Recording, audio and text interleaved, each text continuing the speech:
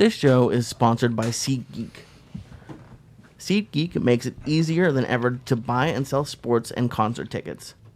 Our listeners get $20 off of their first SeatGeek purchase. This is all you have to do. You download the free SeatGeek app, you go to the settings tab and click on add promo code, and the promo code is church. And SeatGeek will send you $20 after you've made your first purchase. So download the free SeatGeek app now and enter promo code church today. Show is also brought to you by Datsusara. Go to dsgear.com for extremely high-quality functional gear made with hemp textiles. They have bags, gis, rash guards, and more. Go to dsgear.com right now and use code word Joey to get 5% off of your order. And go to onnit.com and use code word church to save 10% on all their great optimization products like Alpha Brain, New Mood, ShroomTech Immune, and ShroomTech Sport.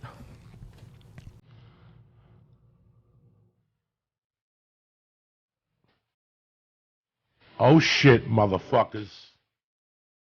It's a beautiful Monday afternoon.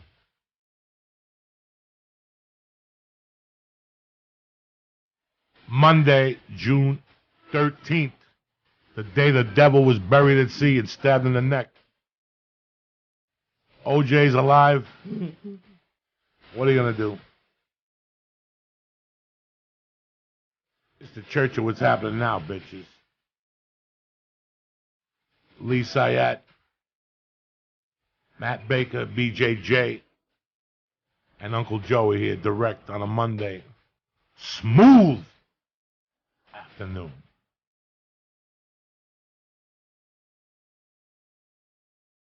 Oh shit.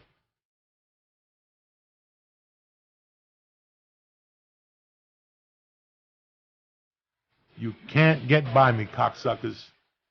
You don't know these streets, motherfuckers. What's the story there, Lisa? Ooh, these, whatever these are fucking great. I told you. Oh my God. I've been telling you gotta change it up from time to time. Yeah, we do. Variety's the spice of life, man. It is a spice of life. I went on a Ferris wheel this weekend. Did you? Yeah, it was great. That's good. You eat some ziti when you're in the fucking Ferris wheel? You have your little hat with the balloon on it on top? Fucking Ferris wheel. There's always a by the way with you, you know that? Why? It was great. It was at Irvine. It was nice. I went to the carnival. Unbelievable what I got to deal with. A grown man on a fucking Ferris wheel. I'm surprised you didn't bring home a rash or a fucking dead eyebrow. And you put the jinx on me at the end of last week. You said I was going to get a sty again. I got a sty last week. Oh, you did? Yeah, I did something fucked up. It always happens the day of the podcast for me, and you always get it on like the weekends. That's messed up. I don't know where the fuck I got it from. It went away. I put some cat piss on it, whatever the fuck you're supposed to put on it. Back like fucking doctor. Omaha, Nebraska was great this weekend. I just want to talk about one thing. I want to give my heart out. I know Matt Baker feels the same, and yes. Lee to the victims in Orlando. A fucking disaster. A fucking disaster. You know. Do I have the answer? Does Matt have the answer? Does Lee have the answer? We got solutions, but nobody's going to listen. Nobody gives a fuck. So it really doesn't matter what we give a fuck.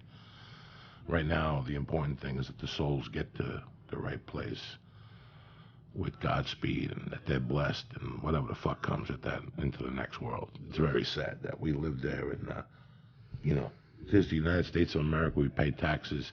We have the right to bear arms, but I never wanted that. I don't want that. I don't want that, I don't want to fucking go out like I was when I was 22 with two guns strapped to me for no fucking reason, Like I said, in my world, a gun is a fucking magnet of death, it's just a magnet. When you deal with guns, you bump into people with guns, Next thing you know, you're giving people hugs and they have machine guns on their fucking body. And you sit there and go, I can't believe I'm in a fucking room. Have you ever hugged somebody and you felt a gun on them? Your body freezes, even if you know the person for 20 fucking years. It's weird just to see a gun sometimes. Just to see it on a person. So, like I said yesterday when I landed at the airport at 9:18 in the morning, I got in the cab. And as I was getting in the cab, two guys walked by me in military fashion with 2x2 fucking rocket launchers. I don't know what type of guns, AR-15. I wish I was an authority on guns, but I'm not. And before I left, I looked to my left, and in the parking structures, that's what, that dog, with body armor on, ready to rock. Yeah. That's the world we got to live in now. Are you fucking kidding me? But we ate the hummus, and now we got to deal with what comes with it. You follow me? I mean, the first time I was really ever exposed to that was Israel, because they just have the army everywhere. It's just they're constantly patrolling, and honestly, I felt pretty safe. Like, it was never like it never really Listen, freaked you me feel out. safe. Yeah. And I get it. I feel safe too when I see two cops and whatever, but not really, because fucking Johnny Haddad could come out of a car with a bomb strapped and just pull it right in the middle of Terminal 4. But you know what? I wasn't born to see fucking guns around me. If not, I would have stayed in Havana, fucking Cuba, and had guards around me watching me. Do you understand me? And I tell you, as kooky as you people think Alex Jones is, he told me this 6 years ago, that in 10 years there's going to be TSA at parks. There's going to be TSA at parks. You're going to have to have metal detectors at parks. You know, my wife and I were talking today about, I'll tell you who I would be. I'd be scared right now if I was Las Vegas. Yeah. They don't have metal detectors at the door, guys. They don't have metal detectors at the fucking door. You know, when I go to Vegas to relax, that's when I want to feel fucking safe. When I got 3 G's in my pocket and I'm playing blackjack. Not that I even do that. I don't even play blackjack. I just know how people get when they go to Vegas. You know, they sit down, they take their money out, they start drinking for free, a couple fucking sleeping pills, and you're just having a good time, whatever turns you on, man. Don't you think they've been like preparing since like 9/11? Like just to me, Vegas seems like the place that would have to be fully always on alert.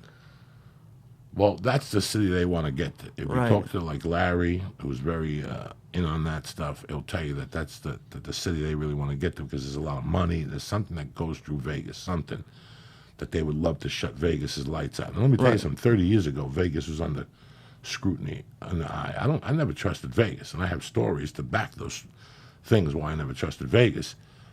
But now they really got to be watching. I'm scared to jerk off in the fucking shower in Vegas. They're watching, dog. You got to assume they're fucking watching. Matt Baker, talk to me, you fucking savage. You jiu-jitsu savage of death. I'm entertained by this. Like, it's just I can kick back and just listen to you guys. No, when I was in New York, it was very interesting because they, Rockefeller Center, I was there for a tournament, and it was kind of just an eye-opener. They had, armed police right there in the middle of Times Square, everything. And great city, but it's kind of a little heartbreaking to the point where you're there to have fun. And there's guys with machine guns walking around. It puts like a fucking certain, like a cat's tail sticks up, like a skunk. Like it didn't ruin your night. It doesn't ruin your night, but it stays in the back of your mind. And Jesus Christ, I'm drinking down the block from 2 guys dressed like they're going to fucking war. 2 guys just walked past me.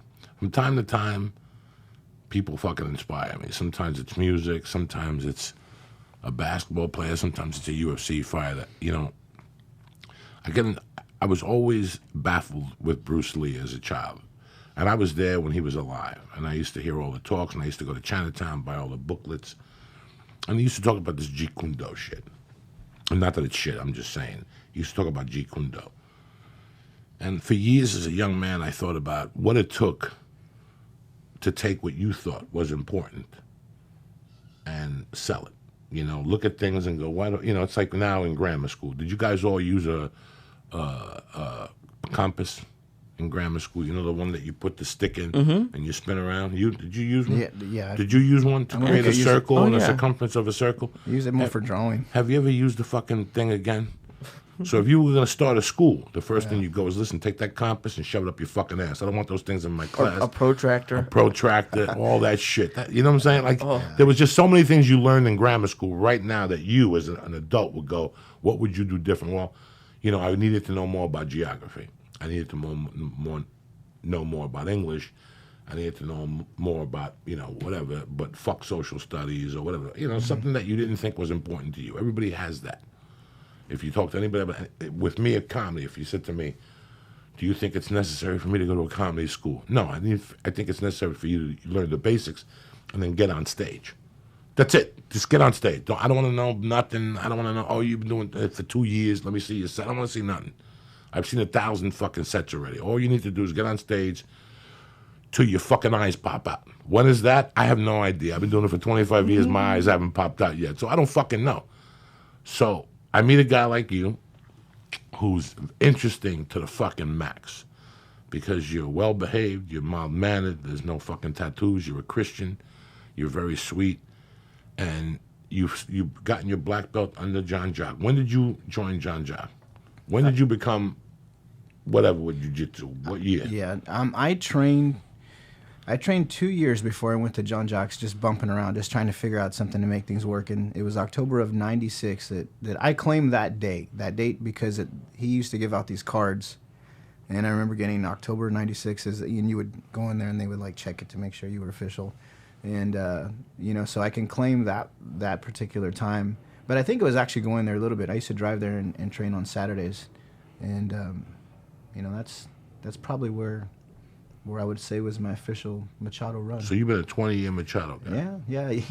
Jean Jacques. It makes me feel old, thinking about it. No. Yeah, time flies. So, yeah.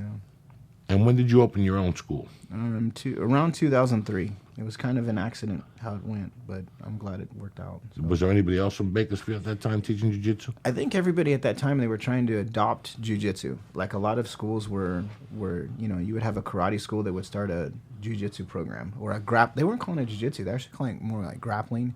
One person renamed his own style of jiu-jitsu. And and that was it was from a different martial art. It was just when it hit and people were like, this is the thing to do. It was it was how can we make this work? How can we incorporate this in?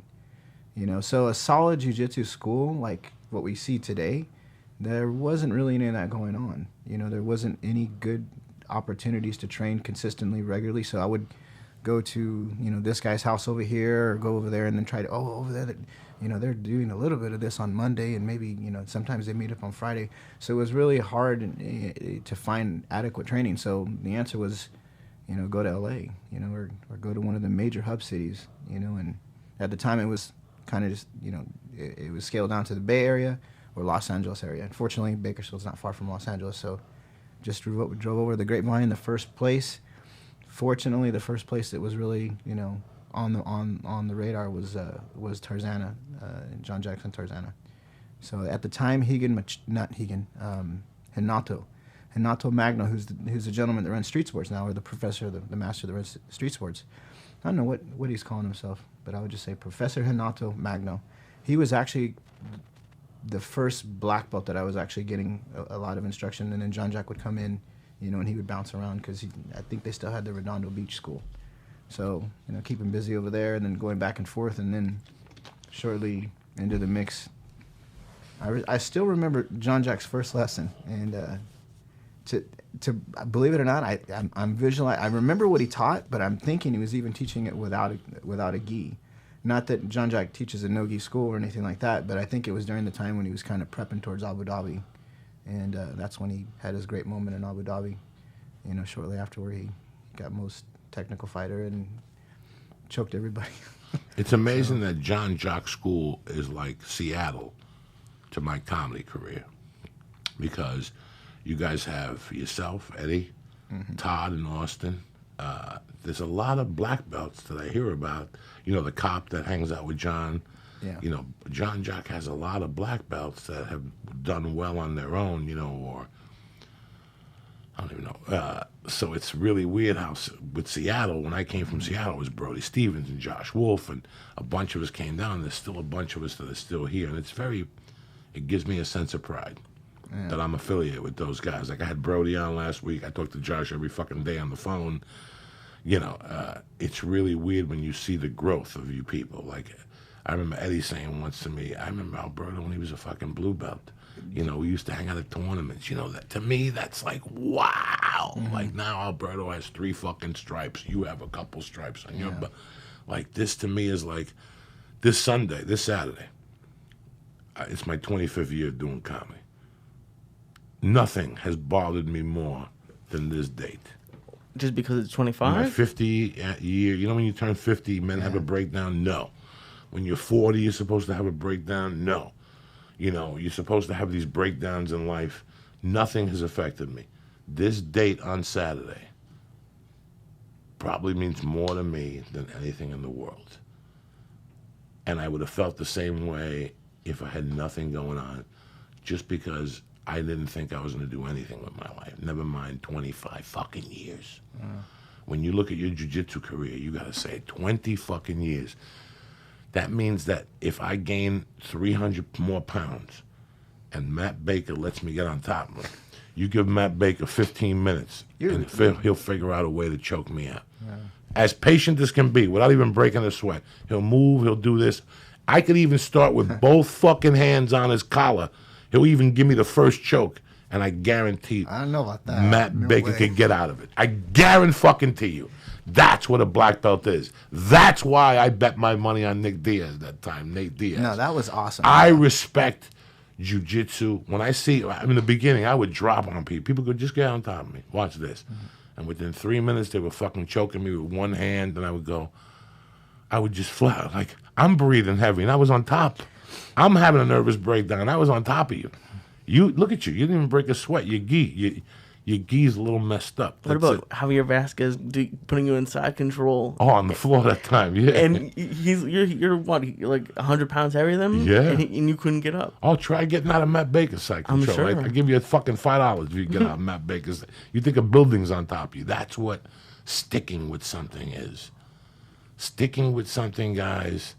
It's if Matt Baker, when you walked into Jean Jacques, the truth, and when you walked out, if I came to you as an angel and goes, ooh, you will be here in 20 years. Getting a visual. Would you beat the fuck out of me? Go 20 years, 20 fucking years jiu-jitsu? I ain't that much of a fucking stiff. Would you think that somebody came to you that day and said you'd be doing this for 20 years, having 3 successful schools, creating your own world of jiu-jitsu through Paris? I mean, you're out there fucking hustling. You're out there hustling. I look at your videos and I take some. Before I go to jiu-jitsu, I put your videos on loud. And as I'm putting my knee pads on and my gi pants. Like the Rocky theme? Yeah, I put your videos on. I'm honored, man. Thank you. You know, and I take something and I go to, like, you know, when you taught me the side control from 11 to 2, I forgot about putting my hip against, you know, let me tell you something. If I put my fucking side of my ass against your face, listen, it's all over. It's all just tap, because within 3 inches you're gonna be sniffing my asshole. You got about 4 minutes before that packet deconstructs. Okay. Well, that's the other part of the move I was gonna tell you. Oh please, and that hip side, that hip side changes it changes everything, and it's like arithmetic. You're just waiting. It's like you're going fishing. Just breathe and stay on top of the guy. He's going to go, and he's going to try to get you off. And all of a sudden, eventually, your hand goes through his arm, and you got it. Lee, it's like stealing. You didn't even do nothing. And next thing, now, part 2, next time we work together is picking them. Oh, and he picks you up, Lee, and he puts his pressure on you, and he crushes his knees, and he pushes that belt against your fucking back. So you're like, he's got it, man. But I can't. I don't have it yet. So next time we work together, we're gonna do part 2. And I'm gonna tell you right now, you nailed it. Actually, give yourself credit. Well, the system, your system, that slow movement, constant pressure, like keeping him thinking. You know, I look at some of your videos. Listen, this is genius type shit. This is like Jew type shit. You know what, Lee? They can't pass your back if you're not on your back. How do you not Lee, messing up right now? Lee, you know what this motherfucker said? They can't pass your guard if you're not on your back. Yeah, that's true. Where are you supposed to be? On your 3s, holding on to his sleeves. So when he goes to pull up to go away from you, you grab his leg, you drop your hip, he goes down, you got him in a fucking turn. Lee, this is something made for a little. You hit him with the alligator foot, Lee, it's all over. Lee's got alligator feet. Oh, really? How excited do you get when he puts up a new video? Oh, my God. He whips him up. And listen, Lee, it's just, he pulls, we're fat dudes. He's pulling you up, Lee. Lee, he's pulling us up. So he's breathing already. Now you clamp onto his leg like it's a fucking rib. This system was invented for fat dudes. You clamp on like this, Lee, and you have that foot between his leg, you put it next to his ankle, and you go, bam, bam, it's over. Now is when you got to work, you got to get on top and huff and puff a little bit, but if you stick to Matt Baker's system, it's all over but the shouting for fat dudes and dudes who don't want to fly through the air. Betas unite. He's got a side control bait. That Lee, it's like you're next to him about to comb his hair. But he don't know. You got your thumb in his gi. And when he goes up, he opens his leg like a fucking Cosby victim.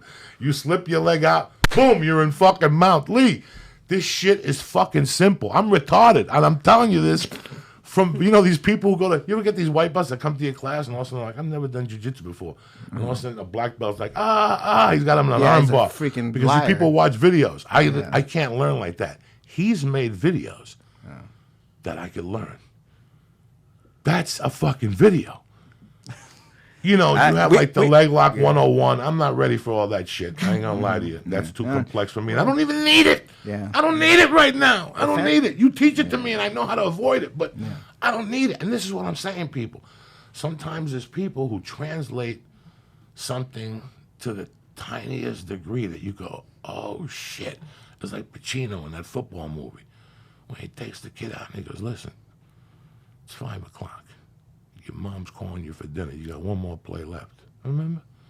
Go to the car and turn. I'm going to throw it to you right by the black Cadillac. It's that simple. We, in life, take everything and we make it so complicated from A to Z, myself included. I'm a stress cast, bro. Why do you think I smoke reefer and eat fucking pounds of edibles? Because my mind is going all fucking day.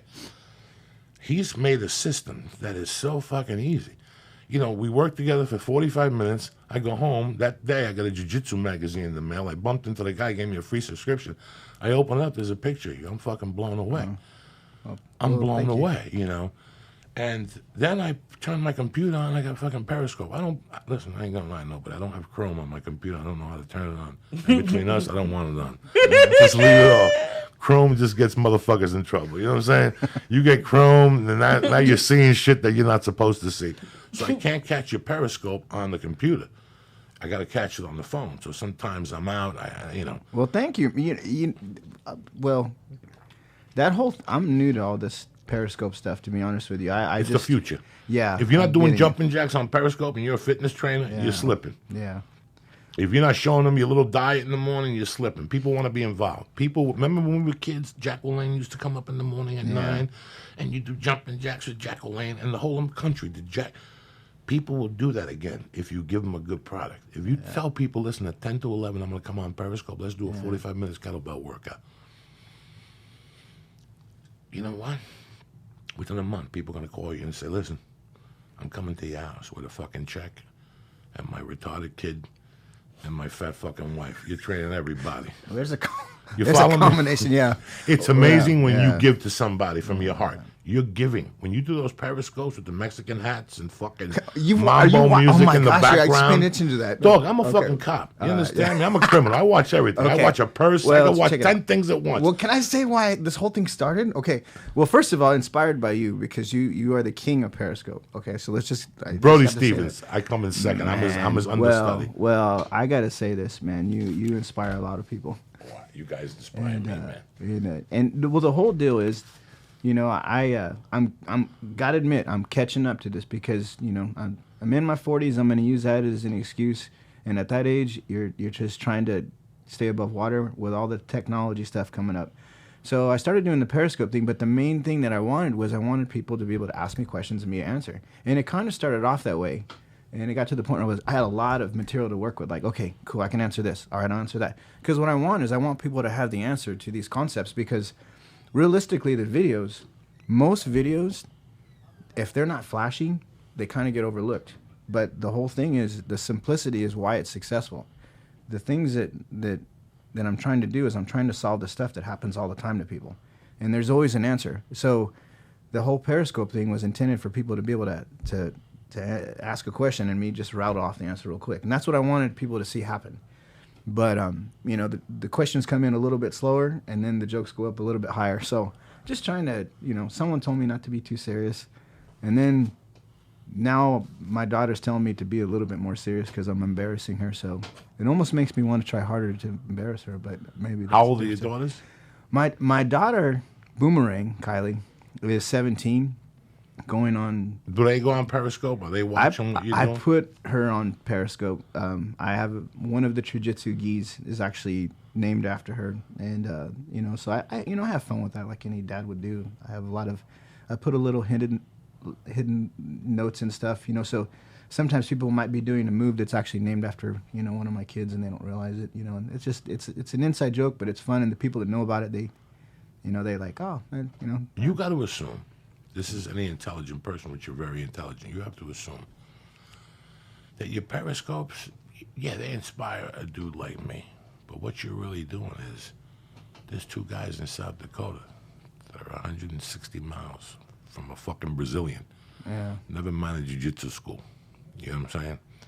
And if you say I'm going to do Periscope from 8:30 to 9:30, these guys will put fucking gis on and get mats in their house, and you inspire them like that. You're not doing this for the 300 that you think. It's the 20 people that don't have the gitas, and that comes back to you in spades.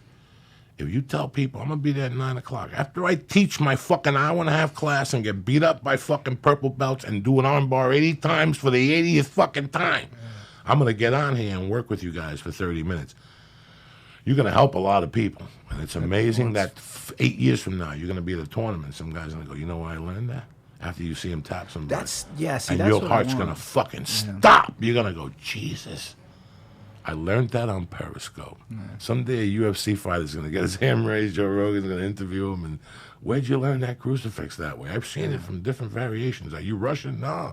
Some fucking professor from Bakersfield, Matt fucking Baker BJJ, rocking the fucking... Yeah. Well, that's, it becomes an art, like, going back 20 years, I didn't think it was going to be like this. Yeah, you hit it right on the nail. I just was, and I even had a couple people say some, it's funny because like one guy was telling me, okay, because I had a good moment in class. This is 20 years ago, okay? And then he was, he was one of the guys that was training with me. He goes, okay, you did good, but, you're just not ever going to be great at this. You just got to understand that you're too old. And I wasn't even really old back then, but the whole thing, it was kind of something that I was like, okay, I'm just going to be okay, but the whole thing is that, I'm not saying I'm great now. I'm not saying I'm smart. I'm not trying, that wasn't what I was trying to get at. But what I was basically implying is that 20 years ago, I didn't plan on, things being where they are. And who the fuck does? I'm very thankful. Who the fuck does? So I didn't even plan on, winning anything or ever having successful moments. But, things have been a blessed, things have been really cool, and I'm thankful for it. So it's more of an art now. Like now I just, now that I have this fun thing, I'm like, how far can I go? So here we are. And like, because to me, I'm like 5 years in, I guess, to my career. And to think about 20 You're 5 years in your life, cocksucker. Sure. For 20 years, they had you under a pillow, rubbing your feet and shit. I got you out here. You're a new animal. Who wouldn't want foot rubs? But anyways, like... Eating ziti and brownies. Who doesn't made like me brownies yeah. with no walnuts. Really? 2,000 miles for fucking brownies. Nuts ruin brownies. The fuck out Trust of me, here. I eat Walnuts, brownies. a nice No, almond in there, something. Plain brownies. Some fucking... Are you crazy? Crazy. Walnuts are the worst. 2,000 miles, 2 ways. He comes back with ziti and fucking brownies. You understand? Yeah, because that's what I want. You see what? And that's what I want. No clams. There's Can't 100 bring clams on a waiting plane. to fucking come to California. You tell people not to eat hummus. You want me to bring like stinky clams on a plane? Bro, you get a luggage for $25. You throw it away. You go to Kmart. You get a piece of luggage. You put the clams in there. You put some ice cubes in there. When fucking the people at the airport open up, they're like, this dude is the real motherfucking deal. They don't know what's in your suitcase. They don't give a fuck. It's just 6 hours. You get off the plane, we bring them right to the house, we clam break those things. You show up with ziti and focaccia fucking brownies with no nuts in them and shit. If some kid lived down the blocks with an allergy, he'd even be upset. You know Nuts ruin brownies. I'll say that till the end. But I can't believe I even remembered what I was going to say. That's just shocking. 15 more years seems crazy. Like I can't even. You can't fathom it. No. That's what nobody at that age. Listen, 25 years ago, I was fucking lost, guys. I had a wife. I had an 18-month-old kid. Maybe I don't know what she was at the time. Maybe 18 months. And I decided to finally get on fucking stage. It took me 6 fucking months, Matt Baker, of calling and canceling. I'm sick. My mother died. My grandmother died. It was horrible. I was so scared. Yeah, your nerves. Oh, yeah. It wasn't nerves. You want me to tell you what it was, thinking back? That I got to be honest with you about one thing. I knew it was going to change my life. There was 8% of me. No, I'm lying to you. There was 10% of me that I was hoping it would change my life. You know what I'm saying? Like, I'm not gonna lie. So to were you scared to do it because you were? Absolutely. Okay. Abso-fucking-lutely. You're comfortable. As human beings, we get comfortable. We come in this fucking zone. I just came out of prison. You know, the back of my head, I knew about my history. The back of that, I knew about. I had no future. I had no future, Matt Baker. I knew what I was. And I was hoping that maybe, Matt Baker, just maybe this could at least slow me down if I stop snorting coke 8 nights a week and go to 3. If I stop thinking about robbing people, if I stop thinking about going back to New Jersey and quitting this shit and just becoming a criminal. It was just terrible. And I said something to my wife at the time. And a day later, she goes, I gave the baby to my mother that night, so I'll be able to go with you. We had not been on a date in fucking a year, you know. I was working on a roof in the daytime, and I had just quit my, at night I was working as a doorman at a comedy club. And I gotta tell you, Matt Baker, I hated my fucking life. I was doing everything I could. I was trying Buddhism. I made my confirmation. Who makes their confirmation? I'm in a room every Tuesday night with 10-year-olds. Talking about Jesus like a fucking pervert. All I need is a rain jacket and I get 2 years. You know what I'm saying? That's all I need. I swear to God. I went back and took CRD study, Catholic Youth Organization, Tuesday nights with a priest and 8 fucking kids that were 10 trying to learn their confirmation. There I am, a big dope. Sitting at one of the little kid desks? The little No, you went to the church and he would talk from the thing, from Okay. the pulpit, and you would do the study there, you know. And then Monday nights I would go to, not Naropa Institute, I keep saying Naropa. I used to go to Naropa for other things on Saturdays, for readings and shit. But on Monday nights I would go up to the mountains to Chautauqua, and they do walking meditation, the stinkiest white people you ever met in your fucking life, okay? They haven't taken showers in years. But at the time, Matt Baker, that's how lost I was. It's funny because today they were talking about how quick the FBI has a thing now, how long it takes to get, what's the word when you go from 0 to 60 and you become a full-out radical? There's a word for the transformation. When you radicalize or something like that. And they were talking about how things have to be happening in your life for something like that to enter and make sense.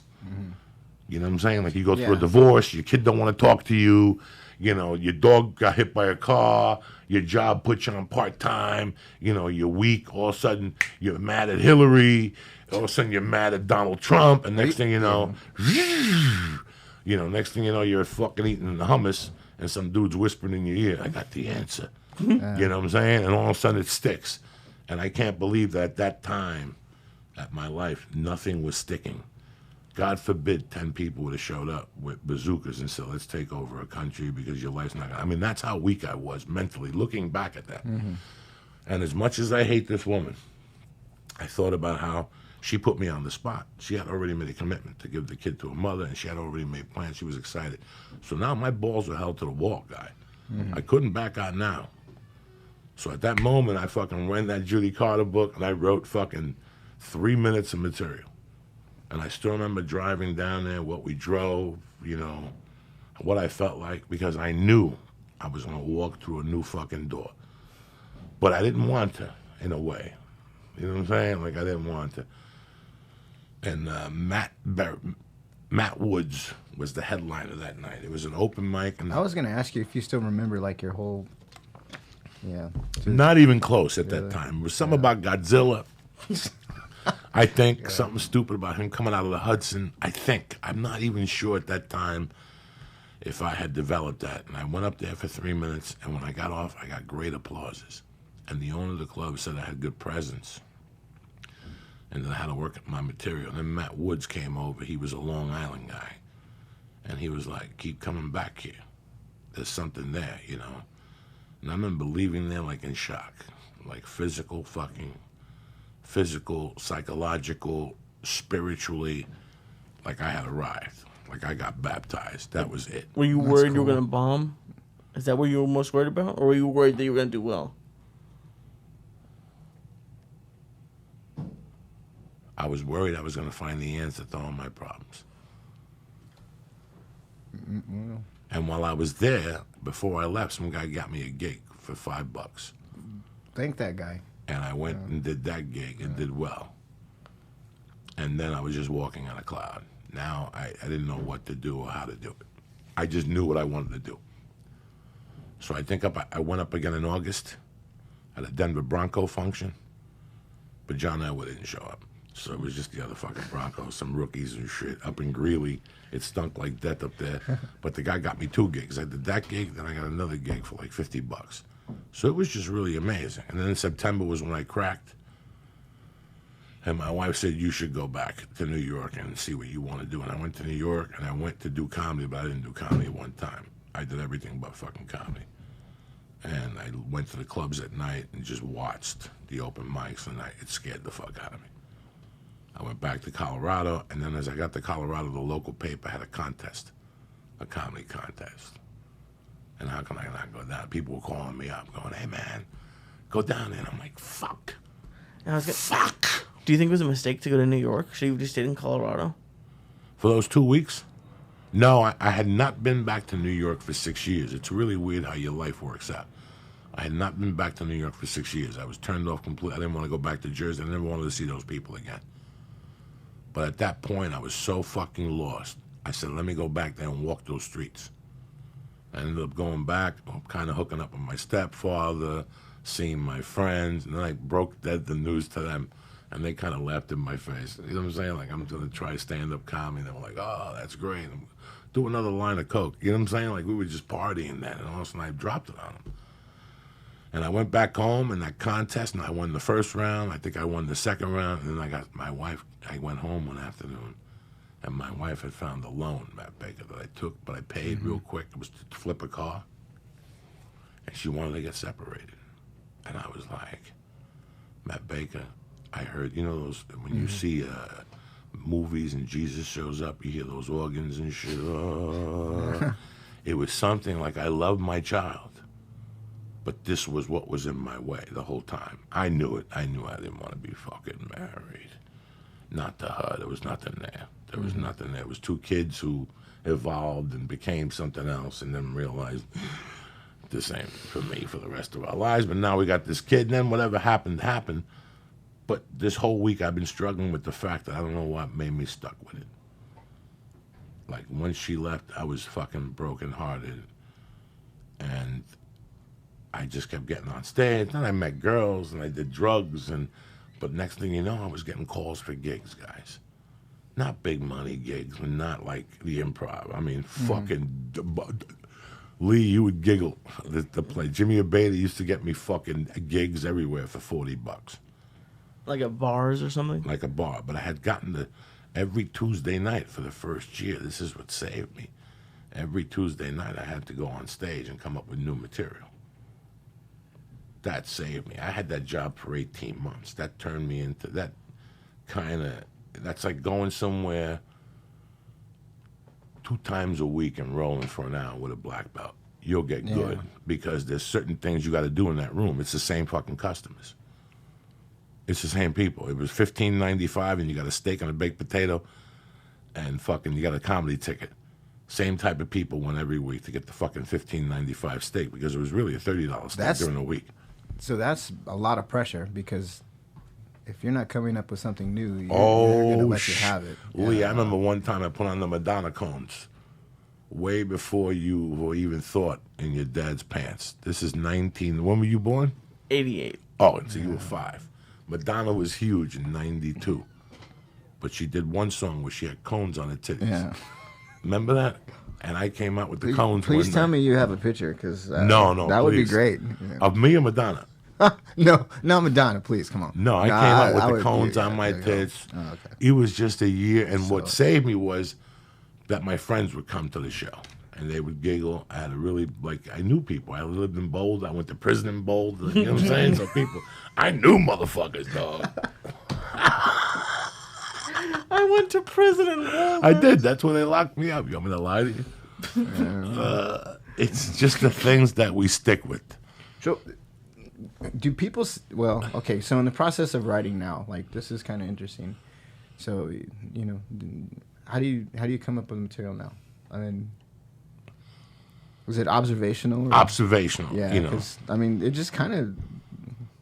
It would seem like the more you're exposed to stuff, the easier it probably gets, right? Well, you know what, you man? have so many stories, and it's just kind of like, okay, the suckier your life is, probably the easier it is to come up with stuff. Well, yeah, because you have to humor yourself. So you look at things from a different perspective. It's like last week, the fucking gorilla. You know, everybody made, I was thinking about that fucking gorilla, you know what? Look at that gorilla. He ain't a normal gorilla. That's a retarded gorilla. Like, he ain't right. If you have kids and you go to a zoo in the country right now, you got fucked up gorillas. I'm telling you, I've been telling people on stage. They're all, China gets the best gorillas. China pays top dollar for gorillas for 15 mil, 20 mil, so they get the best. And the reason why these are endangered is because they're retarded. There's not a lot of them left. That's why they're in danger, because we got the retarded fucking apes. Where do they go? They stick their finger in their ass and sniff it in front of your 10-year-old. How do you explain that to your 10-year-old? Yeah, they throw shit at each other. Those are retarded gorillas, dog. Gorillas are intelligent. You ever see a lion in the zoo? He's been shot 2 times. They got him in his bush. He got flies everywhere. Go to fucking China. Look at the fucking lions in China. They're combed. They got nice teeth. Everybody's fucking happy. You're crazy. We get bummy fucking animals. We get bummy fucking animals. Go to the LA Zoo. Go to the LA Zoo. I haven't even been. Oh, first off, it's all uphill. So you got to be Johnny fucking shape to go to the LA Zoo. You got to be in shape. Or you got to take a train that goes a mile an hour. You rather shoot yourself. And then they play the same fucking song over and over with some dude, who's getting $6.50 an hour. And he's about ready to take that train back to Mexico. You could tell. He's like, I'm taking this train back to Mexico. Okay, so he's Mexican? I don't know. He could be anything. I'm just saying. Right, he could be anything, but it's a fucking. My wife's like, I gotta keep you gotta keep your eyes open at the zoo, because I'll tell you what, I'm not even a terrorist, and there's times I go to the zoo and I want to shoot everybody. I swear to God, the apes, because they're all fucked up at those zoos. I went to the zoo in Big Bear, and it's all animals that have been like rescued. So like there's like a 3-legged bear. It was crazy. But did you know this was actually really weird? China owns all pandas. Even if a panda is born here, China owns it. But guess what? Even that panda's fucked up. I guarantee the pandas we got over here, they're all fucked up. The pandas they got over there are nice. They fucking smell like cotton. I don't know, Matt Baker. You know what I'm saying? I'm just trying to tell you how. That was pretty. Yeah, man. So just good perspective. So. No, it's true. You have to look at things. Sometimes I look at things because I know we're getting bullshitted. You gotta assume 70% of the media is bullshitting you, scaring you, Listen, when the report first came out of Orlando, he had called, whatever, and then it got deeper and deeper and deeper. God knows. God knows. You sit there and you sit there yesterday. I sat there for 45 minutes watching CNN, thinking about people I know and I don't know and situations. I mean, Felipe was there. Right, yeah, he doing was. comedy. Joey Filato was there in Orlando at the fucking resort. I have an aunt who lives there. And, Damon's father's there. God, that's like somebody shooting somebody down the corner like that. Yeah. Well, I can't, guys, you can't, when a person dies, you could feel that person's spirit in the neighborhood for a couple of days before that person gets buried. That person's not going to fucking leave. You could feel it in the air. Something's wrong. When my mom died, it rained for a few days in Jersey. Cloudy weather, you could feel it. Then the sun comes out and everything moves. Can you imagine what that smells like over there right now with the gunpowder? And you could smell the death in the air. If any city doesn't deserve that, if you've ever been to Orlando, I mean, listen, it's not Johnny Glamour, whatever, but fucking Disneyland. There's kids that have to see all those cops. It's just a horrible fucking disaster, what's going on right now. But it's the world we're evolving to, and there's nothing you can do. Where's Tony Bennett? You got him set? Oh, we haven't been doing it. See what I'm saying? You're fucking slipping here. This is a perfect Tony Bennett time. I apologize. I don't know what you're thinking. We haven't been doing Tony Bennett. I know. You've been slipping lately. That's what I'm saying. You do a Star of Death. You think about Ziti. Matt Baker, it's very great to have you on here today. It's a privilege to be here, man. So It takes balls. Well, here we go. Do a little swing and pop. Let's see you move. Make believe you got the fucking hat on. Go, baby. I can't wear the hat now. You had 2 other buddies. Because you're watching. I'm watching. Yeah, you don't think I watch. You think I'm some fucking Johnny come lately. I got to pay attention. Pedro's got another plan. Pedro's got plan B. Yeah. No. I like the music in the Periscope. One Periscope, we told him to turn it down. Man, well, It sounded good. No, I have. It's all inspired. It's all for a purpose. You got a good idea, and I know where your heart is. So it's like what made you come up with that name? Well, the whole. See, this is the whole deal. When back to 20 years ago, never really thought I was going to get anywhere with jiu-jitsu. It was just something I was hoping to do. And, I had my moments where things were good and things were bad. But the irony is that when I had the best moments is when my actual body declined. And, I had a neck injury. And that neck injury was something that I was kind of encouraged not to do jiu-jitsu anymore. So it was like, well, I think you should stop, and, that's really not an option when you have a school. There's just no way you're going to, be able to not roll. So concepts that kind of were forced. I just basically was pushed, I think all good things, happen for a reason. And, it was one of these things where my neck was giving me a lot of problems. And it was forcing me basically to use my brain more. So a lot of concepts I started using basically to get by for, the lack of ability of being physical. So, I mean, I've never been a natural athlete. I would never say, like, all the years of jiu-jitsu, no one ever said that I was strong or I was, very, athletic or whatever. So, not that I was ever physical, but the better moments where I actually was healthy and I was in better shape, I would have some wins, some losses.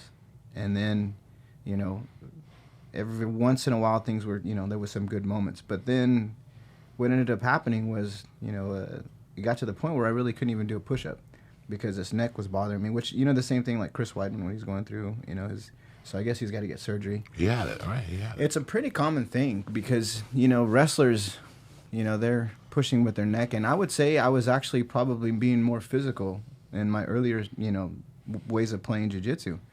But being forced to rearrange your movement, it actually opened up a whole new perspective as far as, and to be honest with you, it wasn't like all of a sudden at once. It was like accumulatively, probably over the last 5, maybe even, I think, it's been a while, but years I was like, I remember when I used to do this.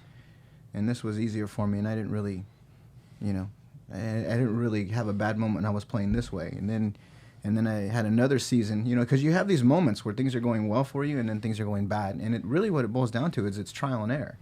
It's a situation where you're every time you're rolling, you're basically, if you're playing correctly, you're seeing what works and what doesn't work. And when my body failed, my brain was kind of forced to kick in, and then that's where these concepts came in that, I said, well, this isn't really something that's physical. It's not really something that's that I'm going to have to go lift weights to do. And slowly but surely, I started getting encouragement from some close people and friends and everything, and, we have a certain way that we're doing stuff that's kind of different. So that's where this kinesiology-based movement and ways of playing, came about. So you start getting all this information, and and I also ref too. I've been refing for probably That's 10 what I was years. going to ask you. That this, Yeah, so picture you reffing, and that's another reason why I know you're not fucking around because you're looking at it from more perspectives. Yeah, I know you're 10 reffing going, hours. look at that guy putting his leg there. Exactly. Oh shit. Yeah. And you want to even yell, take that on, take it. No, I've actually done that. Like, at these tournaments, I'm like, you know what? And because sometimes your heart goes out to these people because they're so good at jiu-jitsu. Like some people are, if you want to be amazed by jiu-jitsu, watch juveniles, watch kids, because you get a kid that's been training since he's 12 years old, but he's been trained since he's 5. That's 7 years. 7 years of a heart that won't stop. No physical, they're flexible. I mean, they don't have no physical hangups. They're not sore. They go constantly. And then when they start doing moves, they move. Some of them move so efficiently. It's like they are more entertaining than adults. I mean, that's a very, I'm not the first person that said that, but I was reffing at a tournament yesterday, all day. Saw amazing matches. I'm like, goodness. So sometimes you see people do amazing jiu-jitsu and still lose, but the reason why is not because of, a skill issue. It's because their approach, because they move too much. They didn't position themselves. They were going from one thing to another, to another, to another. And realistically, when it comes right down to it, sometimes the best thing is not to move. The best thing is just to chill out. You have a position. Don't do one thing if it's not going to just be for you. If you're moving, but it gives them a chance, then that's kind of the biggest thing with jiu-jitsu. Like, I basically have a lot of moves that somewhat are simple, but the whole purpose of, when you have someone in 11-2, what opportunities are you giving them? We went over that, and we just briefly went over. I've had lighter guys tap now, just from the 11-2, if I do it correctly. If they're moving a lot, it's so weird how sometimes you go to a class and you have an answer, and I put you on, and you just gave me the answer. One day I left hand, I didn't do something right, and it was that I didn't hold the lapel with the hand. And then I watched that tape, and I went to class the next day, and I got into 11-2, and I shifted my hip, and as soon as I shifted my hip, Lee, he put his hand up to push. Boom, I trapped it. Now I had to pull him up. Now I trapped it, and I settled there. And now I got like a steak. Yeah. I stayed there, and I settled. I didn't go to pull the arm or pick him up. I picked one leg up slowly. See, that's the point I'm getting at. It's like, what would have happened if you picked up the arm and threw your leg over the head and then fell back for the arm? Would that have given him a window to maybe get out? Absolutely. That's the whole point. Abso-fucking-lutely. So I look at the whole thing. Once I grab your arm, I'm so excited, I'm huffing and puffing myself into anxiety. Do you understand? Yeah, me? well. And that's what you learn. You learn to calm yourself down, get a good grip on it, get your handle right. And this is what I'm applying to comedy. Yeah. I can't stress it enough. Every time I go somewhere on a weekend, listen, this week I went to Omaha. Friday, first show, I was Menza Morte. Friday, second show, I was a little better. Saturday, first show, I was really good. But Saturday, second show, it was fucking different level. Different fucking level comedy. And I didn't like the weekend. I knew I was going to have a problem on Friday because I didn't get up on stage on Thursday. They didn't have a Thursday. If I would have gone on stage Thursday, I would have done an hour, loosened up, see what parameters I could push, and then take it from there. My point being that Saturday night, I was doing jiu-jitsu on stage. It was really weird. I kept catching myself in different situations, but I was breathing my way out of them. That's and cool. That's once cool. you read all these things about if you control your relaxation, you control your fear. Fucking hey, you do. Fucking hey, you do. And Dr. Belize is coming back in a few weeks. Like in 2 or 3 weeks, I'm trying to nail it down. She's coming, but she wants to come back on about acid reflux. But it was so weird doing her thing. She was talking about if you just shut your mouth and relax your jaw and breathe out of your nose, automatically it lowers your blood pressure and something else she was saying. That's it's fucking huge. amazing. Yeah. Fucking amazing. And when somebody my size is laying on you, that's all you got to do is breathe it out a little bit. Wait till I go for an arm. Wait for me to make a mistake, basically. You're not going to move me. You're just going to burn yourself out moving me. Yeah. You might get a little better position, but by that time, you're huffing and puffing. I'm just laying on you even more in side control, Those type of concepts, though, they don't happen on accident. It's like observation, experience. Like, see, the whole jiu-jitsu, I don't even... the funny thing is I still have a hard time explaining if it's a system or, what... And that's the whole deal. It's your art. Yeah, it's the art that you made to work for you. Mm-hmm. And you know what? Some kid who's 22 might go to your school. He'll love you, Professor Baker, but he wants to do flying fucking barambolos. And I know in some of you, like in the 101 leg lock, you go into a Z guard. I'm lost. Once you go into a Z guard and stuff like that. I'm 25 years old. I'm 6'1", 185. I got aspirations, but I'm not telling you. Yeah. And you get those guys. They have aspirations, but I'm not telling you. When I walk in here for the first time, I'm just an office guy. I'm just bumbling along life. Meanwhile, I'm jerking off every time he sees Randy Couture. Yeah. So he comes in. No, it's the truth. Hey, listen, man. Yeah. I was jerking off when I'd see Eddie Murphy was coming to town. It's the same concept. I went to see Jerry Seinfeld. Yeah. And you come in, and next thing you know, maybe Professor, he wants to do... barambolos and more Yeah. X-Guards and more flying through the fucking air. And he's going to last 6 months, and he's going to take something from what you learned, but he wants to go to something like that. Everybody has a different style. Yeah. Everybody has a different, when you're a kid, you take Shotokan, you take Ishinryu, you take Gushinryu, you take Russian-ryu, you take Okinawa, and you know what, at the end of the fucking week, you're doing the same punches and the same fucking kicks. But what you're learning is what that guy learned from his 20 years of experience.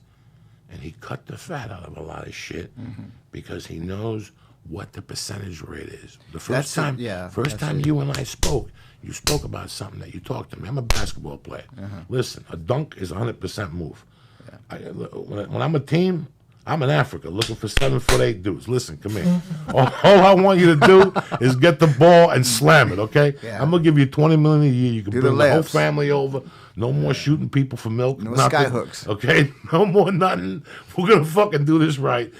No sky hooks. I just want you to take the ball, and who's ever in front of you, I want you to slam it like they're coming to shoot your family for diamonds.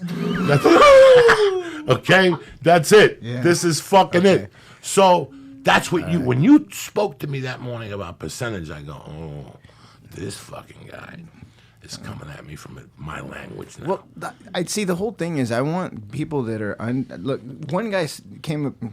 One of my buddies, Justin, one of the students, training partners, I'm gonna call him. He said, "Betas unite," and it was so funny because the concepts of jiu-jitsu, they're good for everybody. I mean, if you're an athlete, so be it. But what I don't want people to feel is that they have to do CrossFit or they have to lift weights or they have to do a bunch of athletic training to be good at jiu-jitsu. Because there is a way to move that negates all of the strength and all the athleticism of somebody. And I'm laughing, Professor, not laughing at you. No, I saw something. I'm laughing because I tell you what, Professor. Okay, so tomorrow Well, I'm sorry about kettlebells. I send Lee Syatt to you tomorrow. Okay. I want you to look at Lee Syatt. Lee Syatt wrestled in high school. You look at Lee Syatt. Not well. Yeah, that's Right, an not well. appropriate It doesn't response. matter. It doesn't matter. He's You not still did- convincing me that he wrestled. You so. still did the drills, and you still threw your little fucking alligator feet over people and shit. And you climbed on them like this is fucking the Wild Wild Kingdom. Well, my point is, Lee Syatt, is that I used to roll with Lee just to breathe.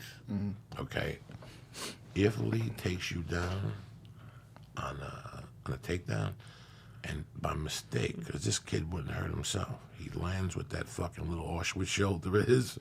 I think they threw these Jews on their shoulders, and their shoulders got stronger over civilization. When this motherfucker lands on you, Lee, how many times did I tap when you landed on me? Dog, he's a bull. His shoulder would go into your solar plexus, and you'd see saints and shit. Okay, so when you see this kid, okay, now look at him. Lee's a strong kid, but look, I love you to death, Matt Baker, but if you're going to spend hours teaching him a reverse choke, his fucking legs, he got the legs of a fucking fidget. He's not going nowhere. He can't even wrap his legs around nobody. So let's teach him to move. Like Bruce Lee said. What's the easiest thing for him? Take the dude down, shove that shoulder in his thing, spin him around, grab that lower arm, and Kimura. Just put him in the corner.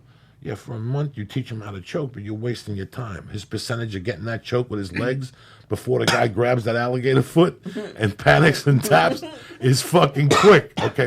If he grabs you from the back, he will pop your head off your shoulders. Lee's a strong motherfucker. He's young.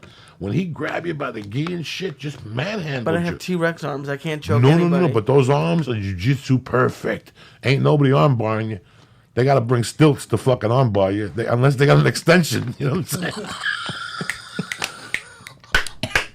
Ain't nobody arm barring you. So that's a nightmare. The only thing they can do is Kimura you. Good luck. Good luck if you hold on to that little Kimura arm. Look at it. Your arm is anti-jiu-jitsu. They can't grab. Look at those things. So Lee has strengths, and that's the beauty about jiu-jitsu. Lee's not going to choke you out with that, but Lee's going to get 2 moves. And you know what, Lee? You're going to win the worlds with those 2 moves. I like Neon Belly with like those classic. Oh, yeah, movies. your Neon Belly with that little knee, too. I don't know what they did over there, but they toughened those joints up over DNA. I don't know what they did. You bad motherfucker, you. But it's so weird that that's what you've created. You've created a system that's very 1, 2, 3, and if you do this just like this is going to happen eventually. Yeah, going back to that, the young kid that wants to do the fancier moves, there's a lot of training partners that I have that they do that, but simplicity is where you're going to find your success.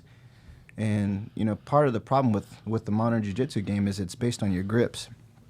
Your arm, it's like a chain. So this is one link. Your elbow is the other link. Your fingers are the smallest links. So, let's just break it down to a science. If you had to carry something really heavy, what part of the chain is going to fail you? The fingers. So why play a game against an athlete that is amazing, that's going to be relying on the smallest part, the smallest links of the chain? So, and that's kind of a simple thing that with a lot of people that play that's what I just try to tell them. So that's going to be, so if you're going to play that game, you got to know when to cut and run when it's not working. Quit doing the same thing when the person's moving too much. First of all, when they're standing up, they have a lot of mobility. Guard players have the advantage because they have 4 limbs pointed up, as opposed to someone on top who just has 2 that, realistically, you're not even supposed to be reaching. So that's the reason why jiu-jitsu's turned into a guard player's game, because there's so many guard concepts. But at the same time, there was a meme that just came out. Someone put it out with the Jaws eating the guy when he's on a boat. Did you see that one? No. Yeah, and it was basically I saw that. When playing open guard goes wrong, but realistically, there's so many dynamics when you play open guard, when you play these, so Jiu-Jitsu has concepts that, what I was going to say is a couple of those flashing moves that I put, there's going to be a 2-part process. I showed, a leg lock recently called a 661, but, a lot of people kindly, the 101 is beautiful. Yeah, the 101 is simple. You're simple, yeah. Yeah, and you're not giving. Normally, that would be a bad move. See, because one of the biggest traits of jiu-jitsu is every move that you do counts for you, not them. And if you're doing a move that gives them an opportunity, then that's not a true move. And and that's one of the things that that's the reason why things are scaled down to simplicity. That's the reason why it's mostly the most important position for you to get is taking someone's back. So the deeper, someone goes into these jiu-jitsu concepts, that's generally where I'm going to take them. I'm going to say, this is where we want to be. We want to take someone's back, or we want to Kimura them. But right after the Kimura is the back take. That would be the next phase of where that. Joe, if we end up back in that situation again, that's the next thing we're going over is how to take the back. And in Jiu-Jitsu magazine, actually, that was one of the other techniques on from that move that we went over. But what I want people to understand is that it's not based on strength or athleticism, just like the 11 and 2 position, that we have from there. You don't have to be strong. Lee could do it. Lee, I promise you would find success with it, and I think he would, I'm telling you, yeah, Lee, so Lee, it's changed completely. I'm not focusing on his hip anymore. That's the big difference. Once I pass that hip, I don't see it again. I'm not focused on him. It's a lot harder for him to retain his guard.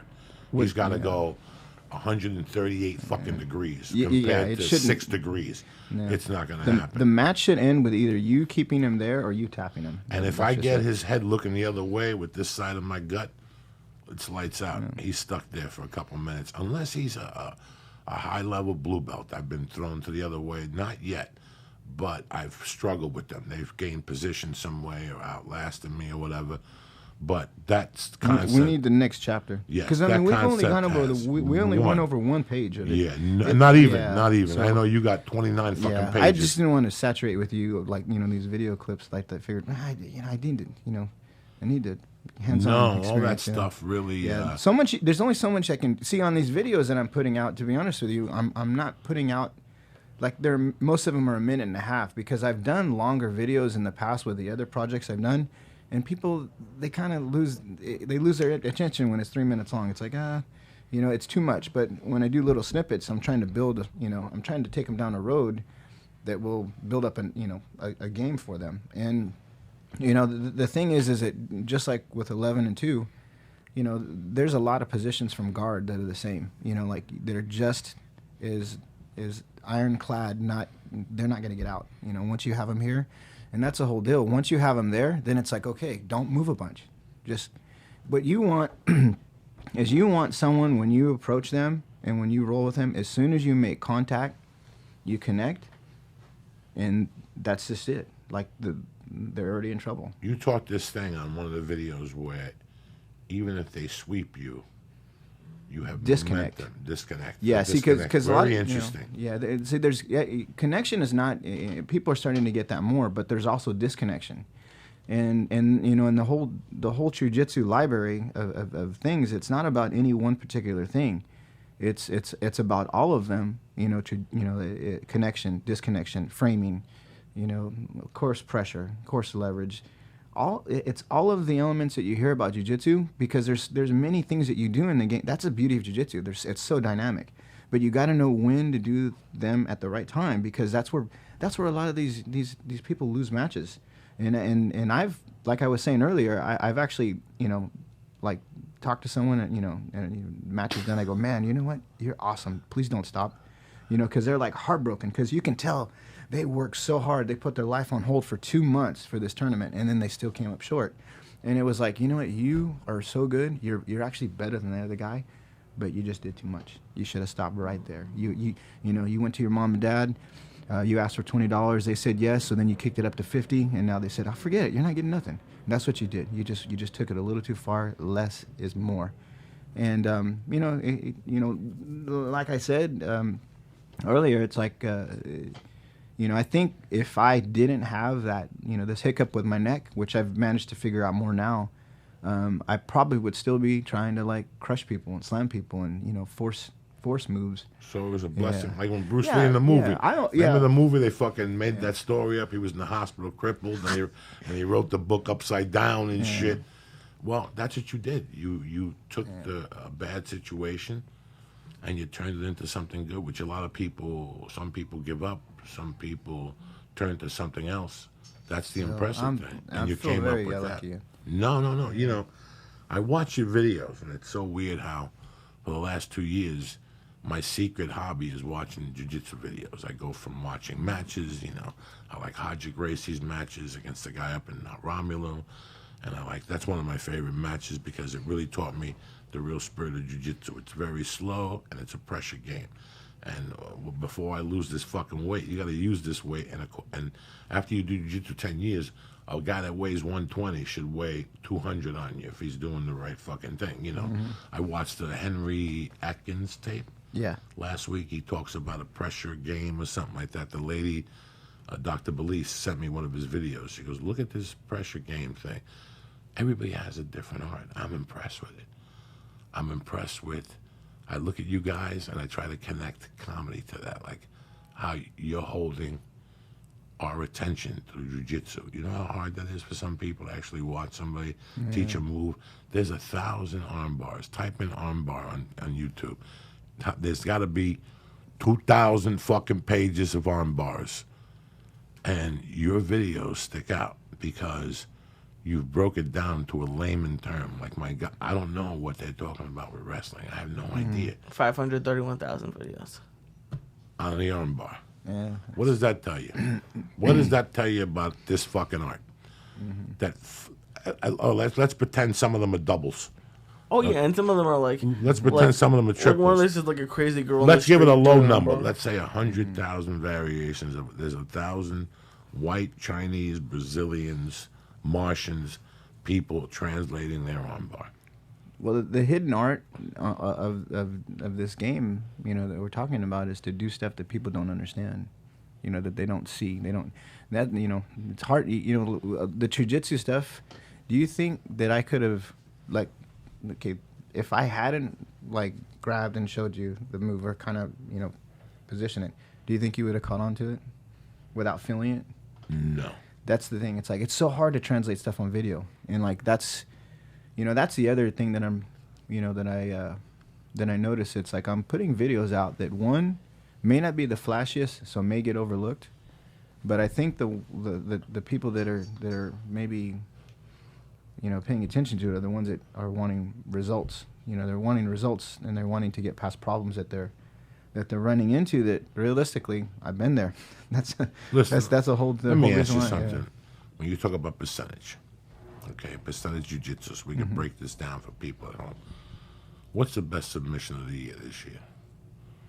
There's been two. Yeah, well, One of them has been Nate Diaz, and what's the other one? Holly Holmes got submitted. it's an RNC. Yeah, All right. That's where everything should be going. You know, the rear naked choke. It went back to the Jiu-Jitsu 101.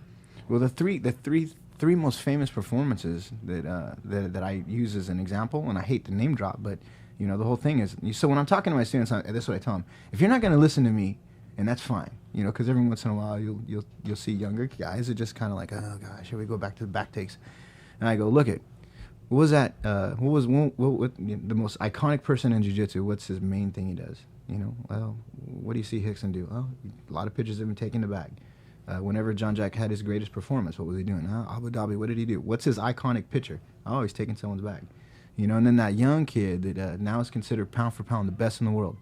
You know, what was he doing? What did he do in Abu Dhabi? And this is, and then you have people that are like, well, you know, gi, no gi, what works? You take someone's back and you choke them, and that's Marcelo Garcia was a third one. So so that's the whole deal, you know. Like, but realistically, it's not going to be. It's not something that has to be complicated, and the more complicated you make it, the more physical you make it. So. Look at Lee. He's on Planet Jiu-Jitsu right now. Look at him. He hasn't been that high in fucking weeks. No, I'm good. Chill.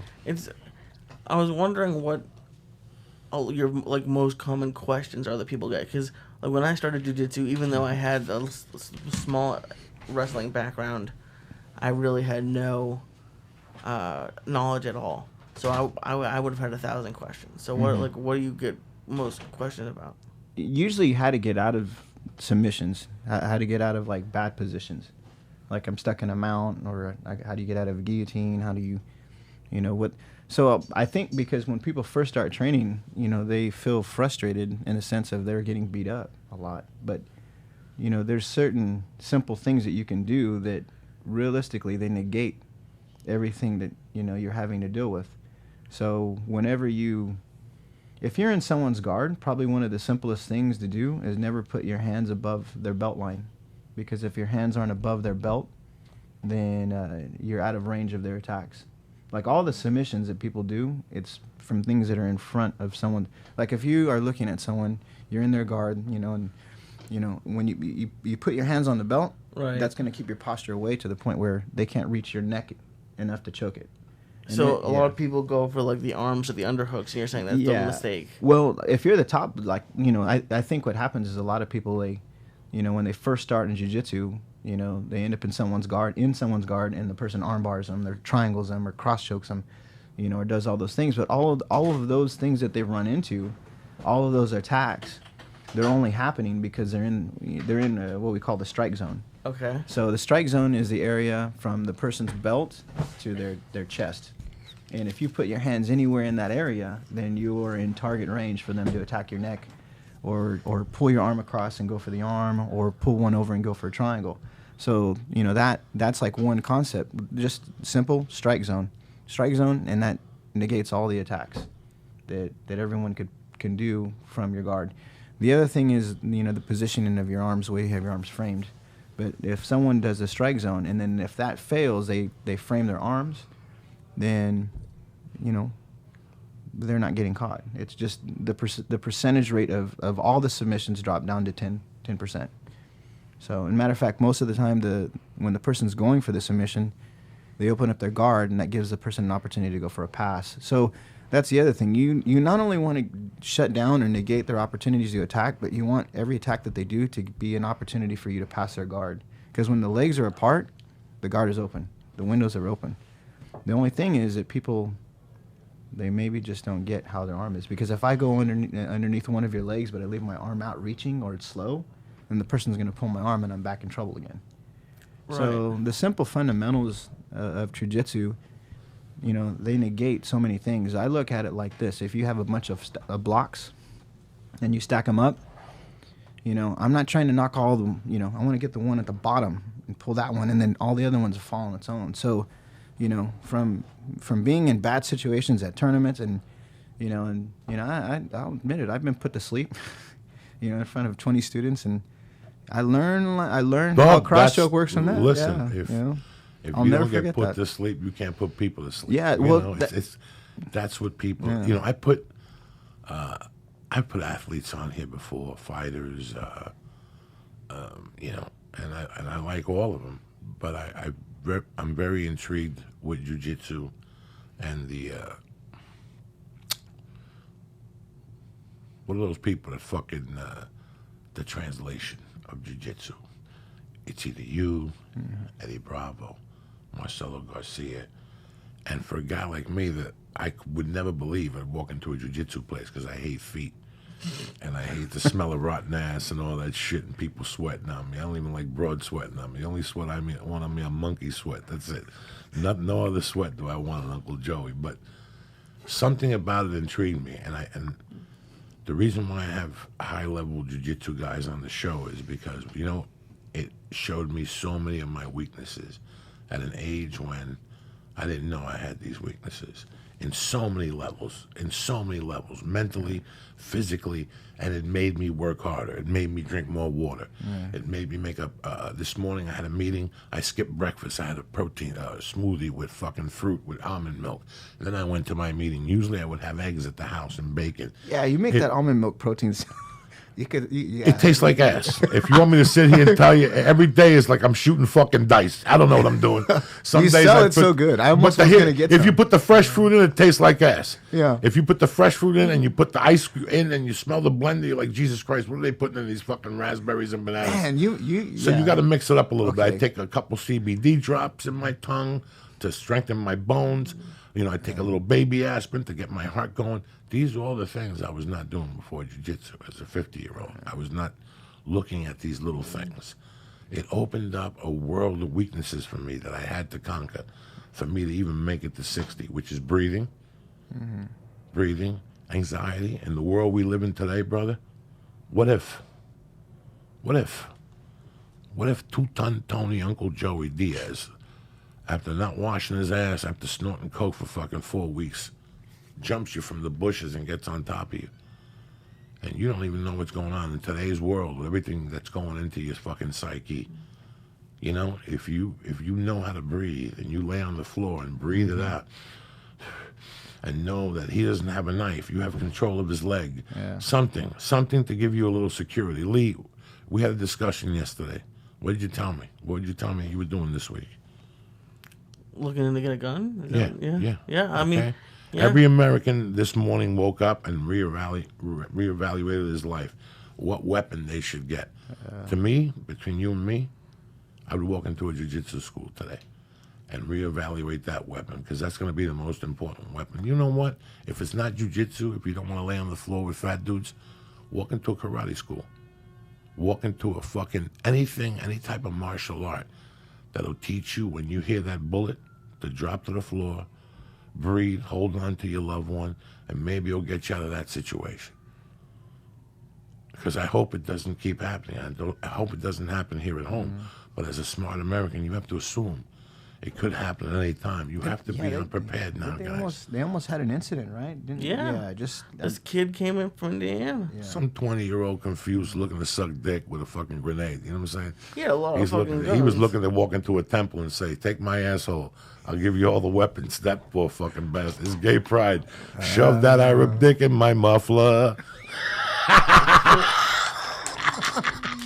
Let me give some shout outs and get my fucking master out of here. Ethan Buzzard always dropping knowledge.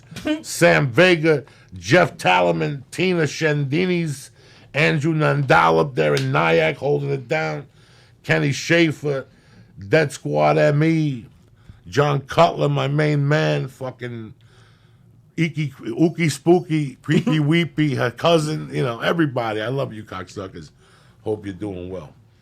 I'm happy you came on today, dog.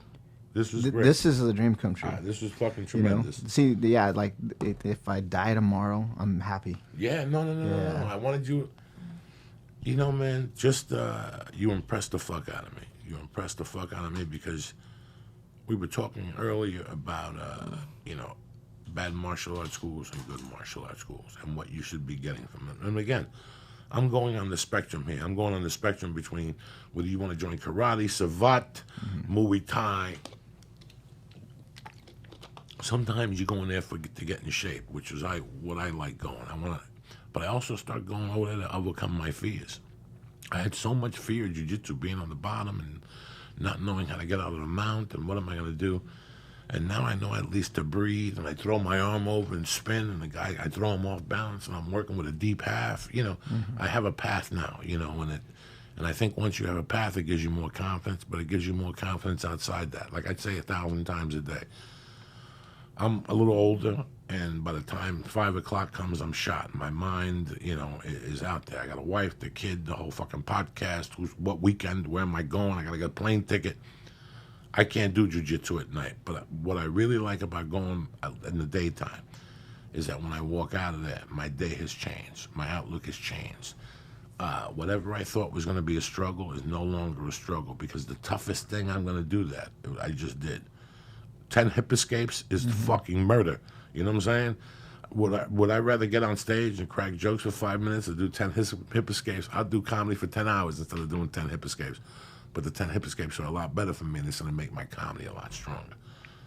So I appreciate you guys, man. From the bottom of my heart, I appreciate you guys, you driving down here and teaching me on a Sunday where you could have been with your family. I know you're a Christian man, and I respect that with all my heart. That's why I put you on the show, and mostly because of your belief of what you're doing. How anybody could teach jiu-jitsu for $100 a month. Yeah. You're doing the periscopes, you're doing the video. It shows us you got something, you got balls. You're a Jehovah's Witness without knocking on doors. You know what I'm saying? Even though you're an ex-Jehovah. I know. I know they'll come back and get you like the Scientologists now. They'll send people to your house 3 times a day. They'll even knock on the back door. Nah, well, I think, you stay in the game, it becomes an art. And, it's like now I'd like to see people succeed. And I like to, nice people, I should say. It's nice when you see a little guy that conquers a mountain, and then when that happens, that's more rewarding than anything, as far as money goes. So that's what I want to do. How come people get a hold of you, Tarzan, before you choke to death? Well, first of all, I was laughing and it went down the wrong pipe, so it's your fault. Jesus Christ Almighty! Unbelievable. Okay, hang on 1 second. Lee, how you doing over there? All right, you're seeing devils and shit. I'm doing good. Yeah, I'm doing good. Thank you for doing that. So, as far as me not catching all the noise I was making, so. Lee's a good dog. He's a good technical engineer. Lee's a savage. Dog. Yeah, he's sharp as a tack. Look at him, he's shaved. He's ready to fucking rock. His wife's leaving for how long? Is she leaving you? She'll be gone for 2 weeks in August. Oh, you'll be lost. I have to smack you around one of those nights. You'll be here crying, worrying she's talking to some French tourist and shit, talking wee and shit. Yeah. You'll be all worried, scratching. You'll get a rash over your eyeball again, like you got at the school, like you got the jacuzzi that time. You just got one. How did you get yours? What rash? The sty. Oh, I don't know. I think I fucking didn't wipe my ass, and maybe I wiped my ass and cleaned my eyeball or something. Who the fuck? I don't know, Lee. That's how that's supposed to happen. That's how you have shit on your fingers. So did you go to the doctor, or what did you know? What doctor? You put salt on your eye, you put a fucking steak, you go to bed. The next morning you wake up, you're back to being Clark Gable. Fucking you kidding? You know what I'm saying? Where can these people find you? Is there a web page? Hit me. Okay. Hit me, Tarzan. Give me the paperwork over there, Tarzan.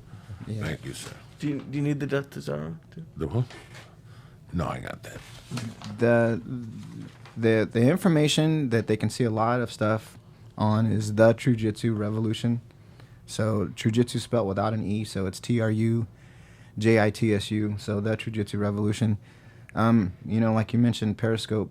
If they look up at Matt Baker BJJ, that's a handle. True Jitsu is a Periscope, but I do a lot of question and answers and stuff like that. Just the more when questions come in, I make a point to answer. Put together a national time, get back to me, and I'll blow it up on here. So you have a national time every night. Nice, yeah. For 15 minutes, Matt Baker comes on like red or hit him, teach him red, show him red or back. This is why I love you. I'm gonna show you why I really love you before you fucking leave. Red or back, red on round ball. Way before you're a young man too, Matt Baker. Way before you were itching your daddy's pants. Okay. There was a team called the Boston Celtics, and they won a bunch of championships. And the guy who won the championships, the coach, his name was Red Auerbach. Do you know anything about this? No, man, yeah. And he was a white dude who smoked a cigar, and America fell in love with him. He was great.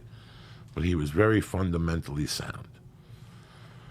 And when the NBA or the ABA, I don't know, don't fucking correct, I don't know if they merged or went under, whatever the fuck happened. The NBA, you know, had all these fucking sensational players, so they went after, you know, Sundays. The same way football goes after Sundays. Hit it, Lee. Which one? Red on round ball. Dang, that's a big TV. Red on, right there, that one. Okay, so this guy would come on, look at this shit, on Sundays, and he would do this at halftime. Okay, this is what you're doing on YouTube. Put the volume on. He would do it at halftime. This guy here is where from my boy Theo Vaughn is from. That's cool. This is Pistol. Look at him. That's you, Matt Baker. Pistol Pete Maravich, in my opinion, the greatest playmaker playing today. A great passer, great shooter. But a lot of people don't know this. He is wonderful in all these dexterity drills. Look at Now, this. Pete, Look where at did this. you This is start you off? 20 years ago. Comes out of a system I started I'm around hugging you 6 right or now. 7 years I of know. age, what we call homework basketball, and takes in reaction. Look at drills, Theo Vaughn, drills listen. to improve your quickness, your coordination, your confidence, and your overall ability to handle a basketball. Bro. Well, actually, don't you get the feeling that when you're doing these things, the ball becomes sort of an extension of your hand? Exactly. That's exactly how I felt. When I was learning, Exactly. So many That's different exactly. ways, learning new types of drills to dribble with one ball, with two balls, and so forth.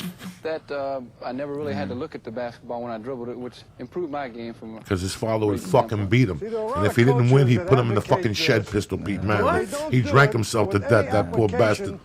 God, that was my fucking hero, that white dog. And some of the things that Look at what this guy would do in the fucking cold, Pete, how cocksucker. about showing us a few of them? Show us, Okay, Pete. number one, Watch what I Pete did would do in the quickness, cold by himself. Just to improve my quickness is what I call a ricochet drill. You stand with your feet apart and you just throw the ball down, back and forth like this. This is really just Wow. for coordination purposes. And then once you get into what I call the bullet ricochet, where you try to throw the ball. Yeah, you know how many times you do that 3 times? God, that'd be cool to put. Yeah, so Do you it looks like it's on understand a me? loop. Do you understand what this meant to me when I was a kid? behind, That that's now I would get the basketball immediately. Another Bam, very bam. My quick mom would come and hold drill. Antonio, I've la never done that pelota. with Don't coach, break the dishes. You know what I'm saying? Because I would go crazy. This was my life when I was a kid. He played it. This was for 15 fucking hours for 4 minutes. Look at this. This is brilliant. They don't do this no more. This is what the UFC should be doing. And you're doing it for free. Hit it, Lee. in the summertime, but the object is to put the ball I did all this behind shit. your knees. The object of this drill is to clap your hands in front and catch the ball before it hits the ground. It requires a lot of mental concentration, and I don't even know if I'll be able to get it, but I'll try.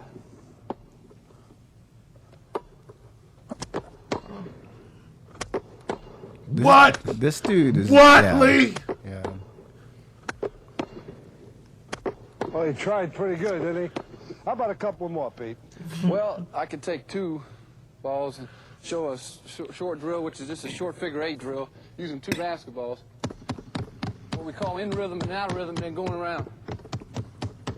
I did this shit for hours in my backyard, like a moron. That's ADD This right really there. increases the ability to You see a handle kid doing that, you shoot him.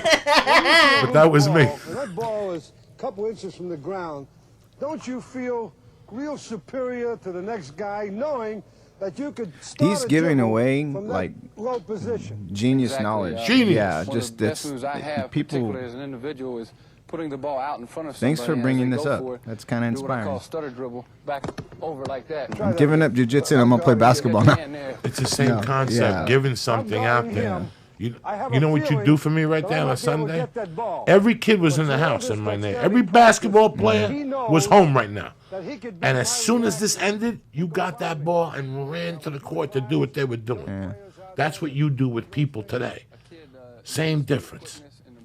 Well, This stuck with me for life. I'd never forget this red on round ball. Every time I got an MMA guy in here, a jiu-jitsu professor, a master, a karate man, I say, this is the fuck, nobody's doing this no more. Look at this. A little bit different, so forth. It really helps you. So what you've just seen has a definite purpose. Think. When you work at it, keep telling yourself, how can this help my game? So you can work on it hard, knowing Pedro has more this ideas. will improve your game. This is what I'm talking about. Old Thank you. school No, motherfuckers, man, right there. that's what I want to do, and that's well, hey, I gotta say this. Thank you very much for letting me be on your show. Please, brother. And, I'm a fucking And fan. And Lee, I appreciate wish what we you're started doing. rolling back in December, or we had a little thing. I almost made bump into him, but he had his match and We might lot make it going on happen that here. day. I want to, let me tell the sponsors and we'll get you out of here. I know you got a long ride. You're teaching a class tonight. You're a man of 1,000 fucking things, which I love. You're a family man. You got to go feed the kids. Look at you. Make out of jiu-jitsu. You're flying everywhere, man. You're just doing too many awesome things. No, I'm just trying to put the pieces together. First of all, the show's also always sponsored by Onnit. I love these motherfuckers. When I get off a plane after a 2-hour fucking sleep, I pop one of those Alpha Brains. At least it holds me over to the afternoon. It focuses me to staple everything and put all the bills in one stack. I put my clothes in the laundry. It gives me that energy, man. And the Shroom Tech, I'm not sick. I fly twice a fucking week. I'm in a plane with 1,000 fucking people, Japanese people with masks on. I'm going to start wearing a fucking mask on a plane, these cocksuckers. Anyway, Onnit.com right now. Go look at the great selection of supplements they got. They're going to give you 10% off your first order. And you know what? They deliver it right to your house. Stop fucking around with your life. I'm telling you right now. The Hemp Force milkshakes, the protein shakes, the Shroom Tech Sport, the Shroom Tech Immune, not to mention the fucking Alpha Brain, which they give you 100% money back guaranteed. No questions asked. Stop fucking lying to yourself and get yourself on track, cocksuckers, all right? Number 2, they sent me a package, and I'll tell you what. Datsusara, I love what they sent me. They have a great selection of hemp products, strong. Datsusara means what, Lee? Do you remember? Let me look it up. Loyal people working. It don't matter what it means. Let me tell you something. This is a great brand. That bag they sent me, they sent me a water bottle that fits right in there.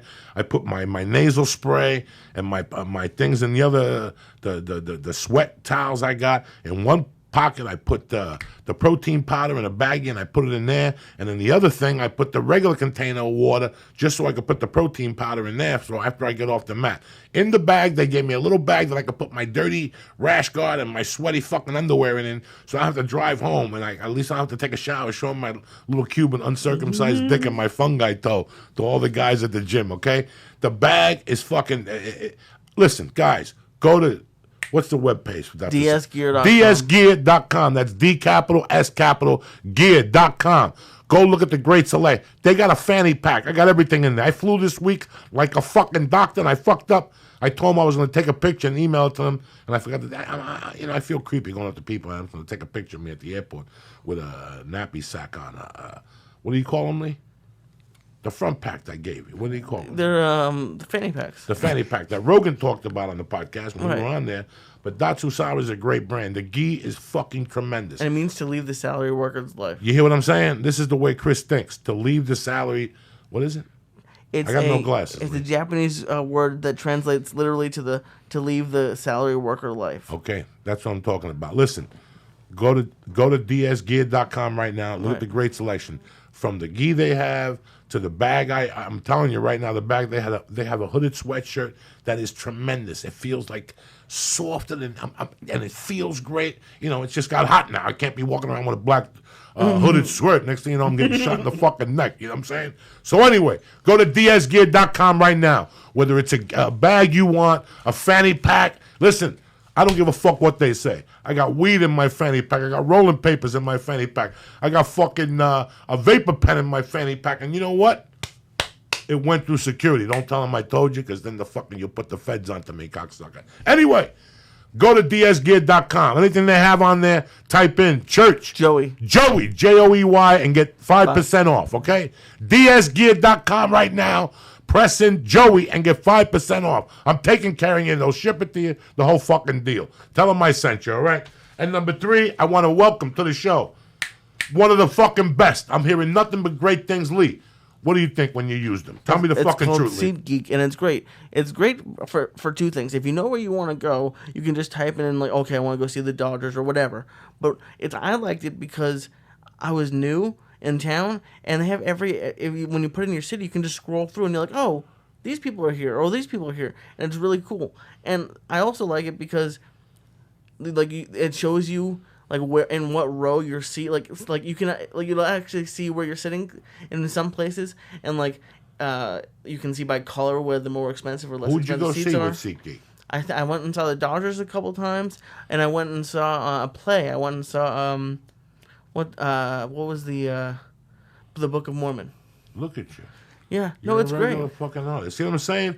SeatGeek. Have you ever been frustrated trying to buy tickets online, guys? Yeah. Most sites make it complicated, and then they try to sneak in the huge fees at checkout.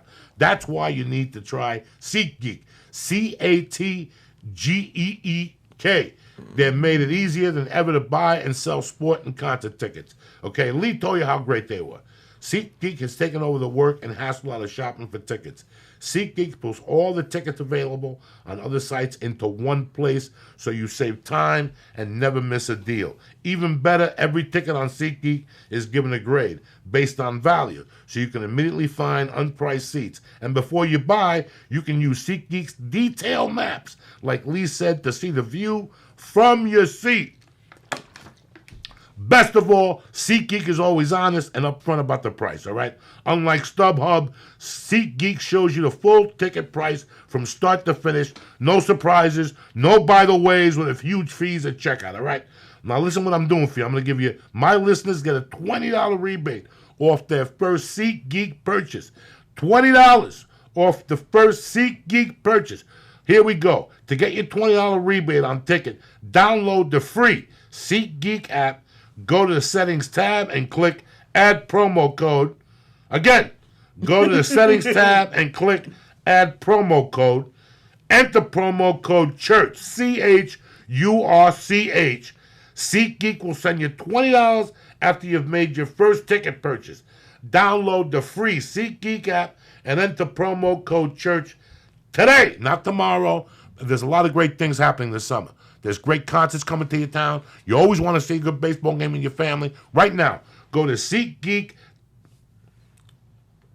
What happened? Download the SeatGeek app and enter promo code CHURCH. Right. But Download the free SeatGeek app and go to settings, tab in, and click add promo code and enter the promo code CHURCH. It's that easy. So let me just for an example.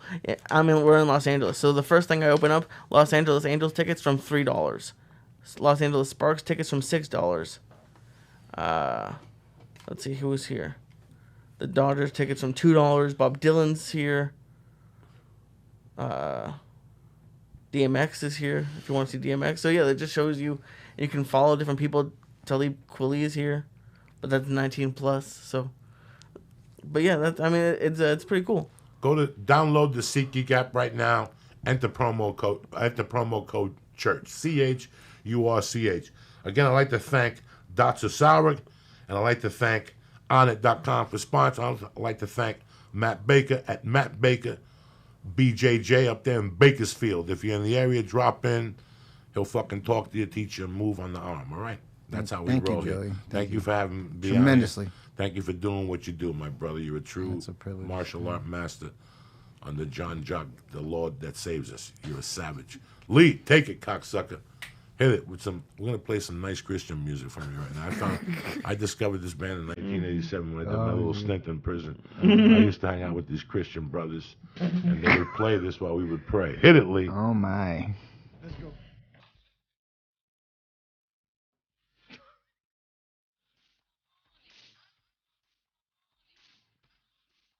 You used to listen to this at Ramrods or? No, I got this in Boulder, Colorado. Oh, I got a crap from laughing. I had just gotten married, and I brought this fucking cassette home, and I played it for my then wife, who just looked at me with a look of fucking disdain. Yeah. And then I brought it to my job, and those white people went fucking nuts.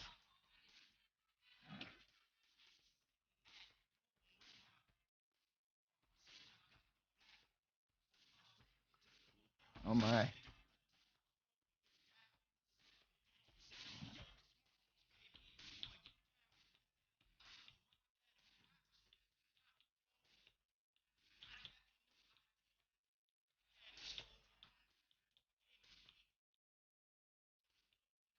I can't help but to look at the video.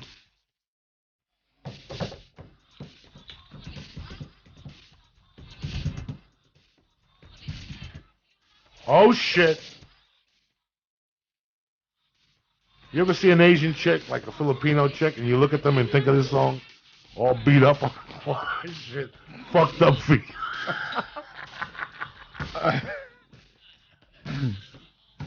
Oh shit.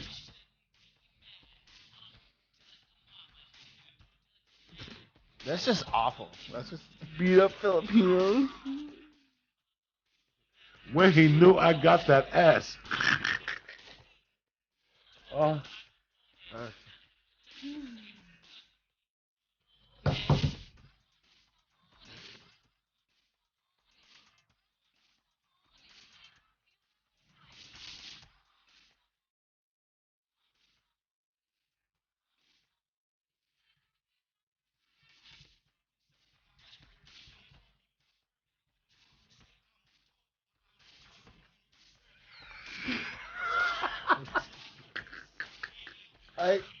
It's not a mystery. It's Let me just bone awful. my game. Yeah. Oh shit.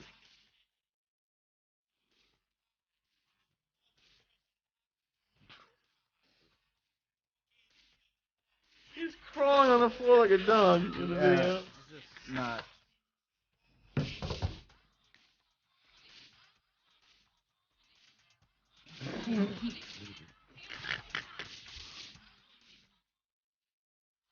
Have you heard of the song "The Mother Lode"? No. This still gets me. This still gets me every time, Lisa. I still giggle and fucking. I think it gets better every time I. I love it. I love it.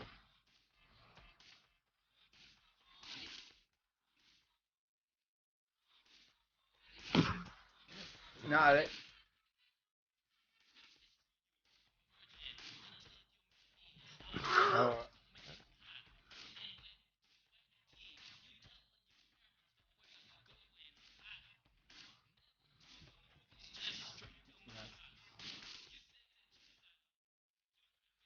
Oh, wait for it.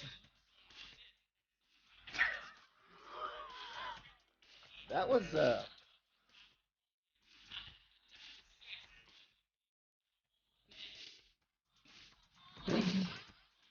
See,